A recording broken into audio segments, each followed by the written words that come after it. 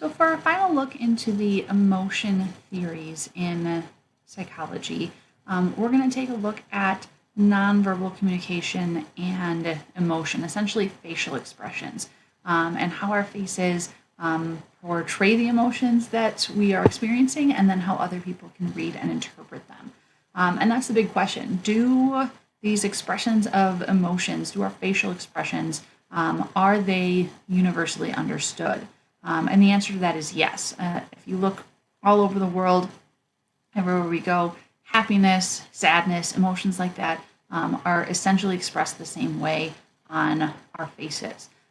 But we do see that some cultures might express some emotions more than others, and so that might make up the differences between the emotions that we actually see. So just to kind of give you an example here, if you look at these babies' faces, right, you can probably, hopefully, be able to interpret the different emotions that are being read on each baby's face. So which baby is happy, which baby is sad, which baby is interested, surprised, angry, disgusted, scared, right? You can hopefully kind of go through and ask yourself, what does this emotion look like? Or at least narrow it down to maybe one or two different emotions that might be taking place in that baby's face. And so that leads us to the vocab term universal facial expressions, which essentially says that we are born knowing how to express emotions through our face. That these are things that we don't have to learn over time, but instead these are, again, everywhere, all over the world. We see these facial expressions being used in everyone from adults to really small children. The other piece when it comes to facial expressions comes back to that experiment we talked about in the last video with the pen between the nose and the lip and the pen between the teeth. And the question is, can you actually change your emotions by changing your facial expressions, or does your facial expression come from your emotions? And it seems that it actually does work both ways. Now, most of the time, we smile if we're feeling happy, we frown if we're upset, but the facial feedback effect or the behavior feedback phenomenon, they're essentially the same thing. One just focuses on the face, one focuses on your entire body language, but it seems that emotions can awaken emotions, so that by smiling more can actually cause you to feel happier. And if you remember from like Amy Cuddy and our power posing TED Talk, carrying yourself more confidently can actually cause you to feel more confident. And this seems to go along with our mirror neurons and our neural basis for empathy, that we feel more for others when we imitate. So if a friend comes to you crying, for example, we don't smile at them while they're telling us a sad story. We adopt a similar somber face, and that facial expression that we adopt actually helps us to feel that emotion more, that we can actually connect to another person and understand what they're feeling better. So there seems to be some benefit to why changing our facial expressions can actually change our emotions as well. We're going to finish with a look at three specific major emotions and just some of the major background when it comes to fear, anger, and happiness. So the first one, fear, just an easy question to ask yourself is, what are you afraid of? And we actually asked that in the last unit in clinical psych, and a lot of us are afraid of things like spiders, snakes, heights, open water, abandonment, whatever it may be, a lot of things that are very typical fears that we may have. And the question is, what causes fear? And it seems to be that fear is really necessary to our survival, right? That evolutionarily speaking, we often fear things that could cause us harm. Why we might fear heights is because we don't want to fall from that height, or we fear open water because of, we don't want to engage in what could be underneath the surface, or because we don't want to drown in that water, or whatever it may be. So a lot of our fear is very understandable. It's something that is very explanatory. And it seems to be really wired into our brain. Obviously, we have our amygdala that helps us to feel fear. And we see patients who lose that amygdala, if it's damaged in some way, they tend to be more trusting of what would societally be referred to as more scary or intimidating looking people. And so it seems that fear actually helps us in that survival mechanism as well. When it comes to anger, you remember from social psych, one of my favorite vocab terms of all time is the frustration aggression principle. Because in case you didn't know, when you're frustrated, you may lead to aggressive behavior. Who knew? But there is actually some interesting research that links heart disease and lots of anger. So if you are feeling a lot of angry emotions on a regular basis, that could actually have a negative impact on your health. So just kind of consider it for yourself. What made you angry this week? Maybe being close to your family, maybe frustration with school, whatever it might be. How did you deal with it? The question is, should you vent? Should you take your anger out in some way? Some people will argue for catharsis, which is that emotional release through either aggressive action or fantasy. So punching a pillow, or maybe you're mad at someone and you write a story about them in your journal where you get back at them, even if you don't actually do it. The question is, does that make you feel better? And the research does say that it can be temporarily calming, that letting out your anger, as long as it doesn't make you feel guilty afterwards, could have some benefits. But oftentimes expressing your anger will actually only lead to more anger. And when they've done research on this, they've had people, punch a punching bag or release their anger in some way, and then asked afterwards, would you like to exact revenge on this person who made you angry?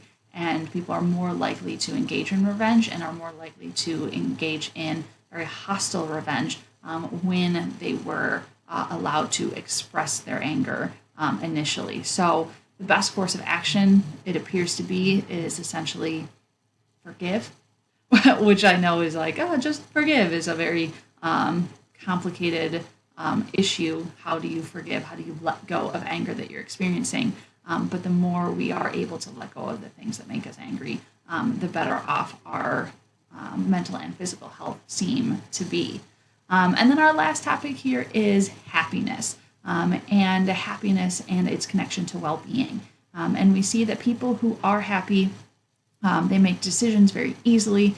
They tend to lead healthier and more energized lives. So the question is, what affects our happiness, and how can we feel happier if it does have all of these benefits for us? So some interesting vocab and some research done on happiness includes our subjective well-being and our self-perceived happiness. And this is how a person evaluates their own happiness level. And the interesting thing is that we all experience up and downs in our lives, and it seems that we actually adapt to our circumstances. So even if we think something's going to make us really, really happy, getting into the school we want to get into, some type of good news, getting the job that we want, our wedding day, whatever it may be, we expect to be like the happiest moment in our lives. It actually turns out that we get used to it. So we might experience this kind of brief increase of happiness, but then what we eventually do is we return to normal. We adapt to the happiness that we have, and we sort of have this baseline that we return to.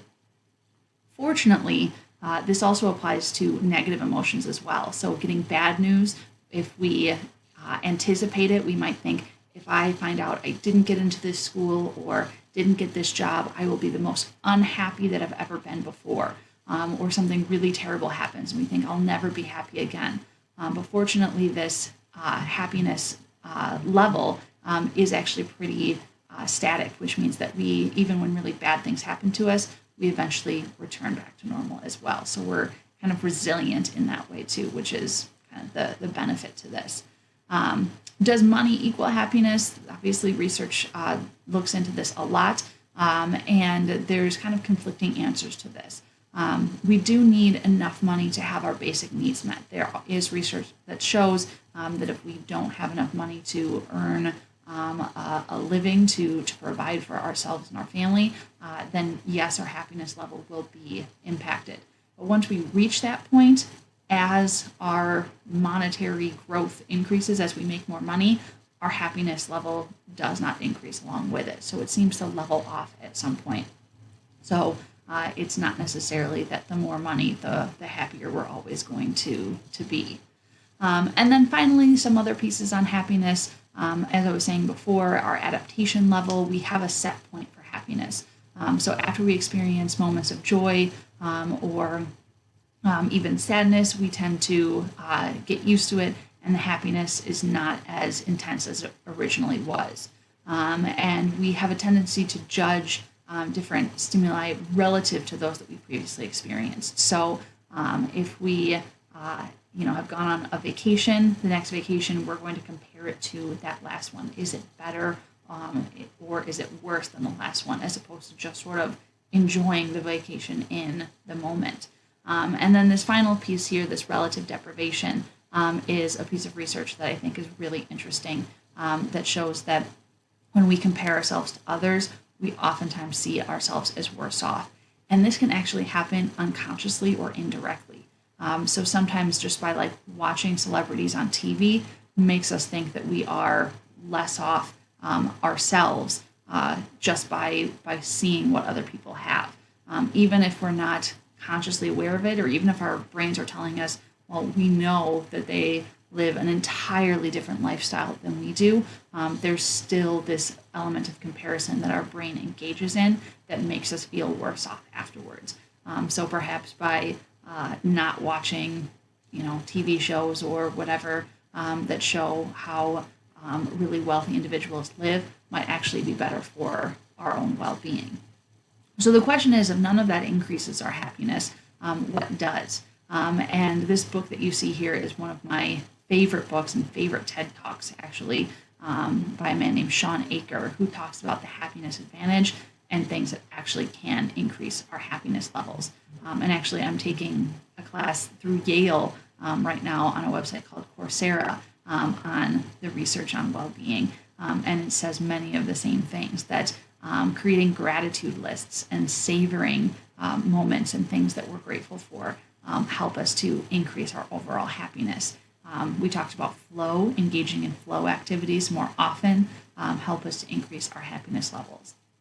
Connecting with others, which is so important right now too, even if we can't be around people physically, coming to reach out to others, or having face-to-face Zoom conversations with them or FaceTime conversations with them seems to help our happiness. Creating goals and then working towards them. Not even necessarily achieving the goal, but just working towards the goal seems to increase our happiness. Movement, being out in nature. When we are engaged deliberately in these activities and when we practice them over time, they all seem to impact our happiness levels. And the last vocab term and the last thing that we'll leave our emotion part of this unit with is a vocab term called the feel good, do good phenomenon. And it might be no surprise to any of us, but we are more helpful when we're already in a good mood. So say you see someone drop their papers in the hallway or see someone in need, we're more likely to help them if we ourselves are already in a good mood. The good news is this also works in the opposite direction. So think like random acts of kindness. If you do good, then you will also feel good. So if you do something for someone else, it will increase your own emotions as well. So really there's no emotional downside to helping. So maybe as you go off into your day today, think about what you can do that will help somebody else, whether it's help out your family members, give somebody a compliment, send a nice email. Not only is that good for somebody else, but it will also increase your own happiness levels as well. So hopefully you can give that a try. And next time we meet, we will talk about stress and health.